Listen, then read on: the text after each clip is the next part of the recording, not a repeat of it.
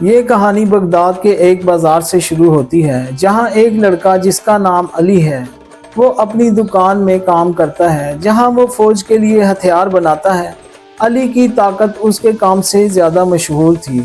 ایک دن علی اپنی دکان میں کام کر رہا تھا، اسی ٹائم وہاں پر سولجرز آ جاتے ہیں اور وہ سب دکانوں سے زبردستی چیزیں لینا شروع کر دیتے ہیں اور یہ ان کا معمول کا کام تھا، آنا اور لوٹ مار کر کے واپس چلے جانا۔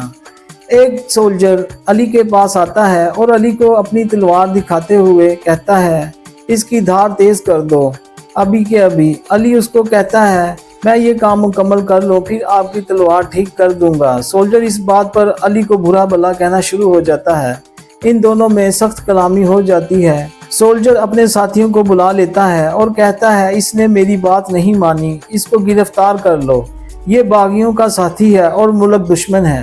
وہ علی کو رسیوں سے باندھ کر محل لے جاتے ہیں۔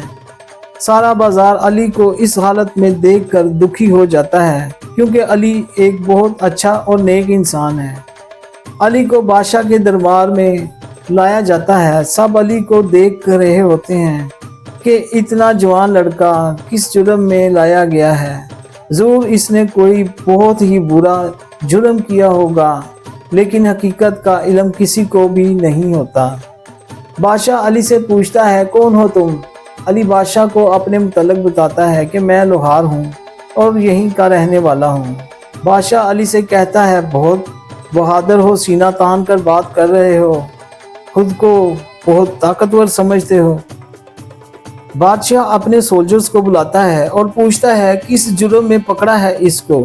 سولجر بتاتا ہے عالم پناہ یہ ایک باغی ہے اور ملک دشمن ہے، مجھے جاسوسوں نے اس کے متعلق خبر دی ہے اور یہ باغیوں کو ہتھیار بھی بنا کر دیتا ہے۔ بادشاہ علی کی طرف غصے سے بھری نگاہوں سے دیکھتا ہے اور کہتا ہے میں اپنی عوام کا ہر طرح سے خیال رکھتا ہوں، اپنی عوام کو دشمنوں سے بچانے کے لیے ہر ممکن کوشش کرتا ہوں، پھر بھی میری عوام میرا برا سوچتی ہے، لے جاؤ اس کو اور زندان میں ڈال دو۔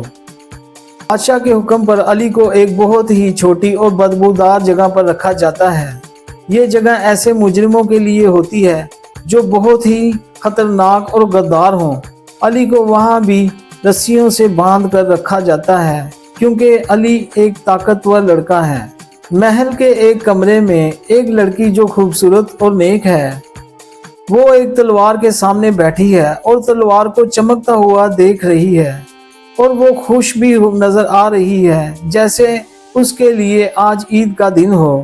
وہ تلوار کو لے کر بادشاہ کے پاس آتی ہے اور چمکتی ہوئی تلوار بادشاہ کو دکھاتی ہے۔ بادشاہ بھی تلوار کو چمکتا ہوا دیکھ کر خوش ہو جاتا ہے جیسے اس کو کھویا ہوا خزانہ مل گیا ہو۔ لڑکی بادشاہ کو کہتی ہے ذل سبحانی وقت آ گیا ہے، تلوار نے اپنا ساتھی چن لیا ہے۔ بادشاہ اس کو کہتا ہے جلدی بتاؤ کون ہے وہ، مجھے اس سے ملواؤ، مجھ سے اور انتظار نہیں ہو سکتا، کتنے سال گزر گئے، پتہ نہیں وہ کس حال میں ہے، زندہ بھی ہے کہ نہیں۔ لڑکی بادشاہ سے کہتی ہے ذل سبحانی آج کوئی ایسا انسان محل میں آیا ہے جس کو تلوار نے چن لیا ہے۔ بادشاہ اپنے درباریوں سے پوچھتا ہے آج کون کون آیا تھا جو پہلی بار محل میں آیا ہے؟ کسی کے پاس کوئی جواب نہیں ہوتا۔ پھر بادشاہ کو یاد آتا ہے وہ لڑکا جس کو زندان میں ڈالا ہے، شاید وہی ہو وہ جس کو تلوار نے چنا ہے۔ لڑکی سمجھ جاتی ہے کہ یہ وہی ہے جس کا ہم سب کو انتظار تھا۔ لڑکی بادشاہ سے اجازت لے کر علی کو اپنے ساتھ ایک کمرے میں لے جاتی ہے اور علی سے کہتی ہے یہ تصویر میری بہن کی ہے جس کا نام شہزادی آمینہ ہے اور میں شہزادی علینا ہوں۔